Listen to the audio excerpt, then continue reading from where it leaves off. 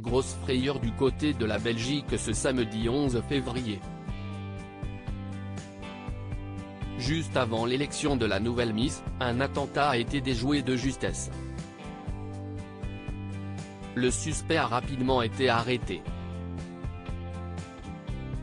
Ce samedi 11 février à La Panne a eu lieu la soirée d'élection de Miss Belgique 2023. Un moment très attendu pour toutes les candidates élues en province quelques mois plus tôt. Mais le concours de beauté a failli tourner au cauchemar. Il se trouve qu'aux alentours de 17h30, un homme d'une quarantaine d'années a été interpellé non loin de la salle où l'événement devait se dérouler.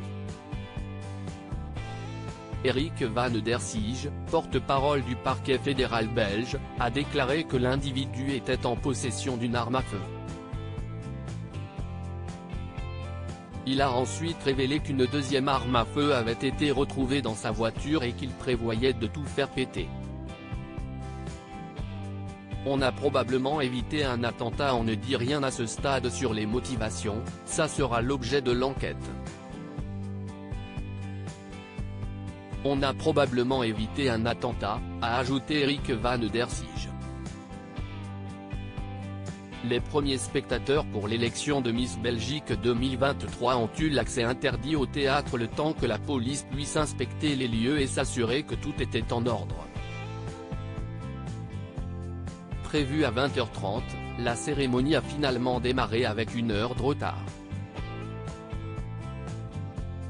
Et elle s'est clôturée avec le couronnement de Millie Van Steenkist qui est donc Miss Belgique 2023. Qui est le suspect de cet attentat déjoué? Ce dimanche 12 février, le parquet a communiqué sur l'identité de l'homme qui prévoyait un attentat pendant le concours de beauté.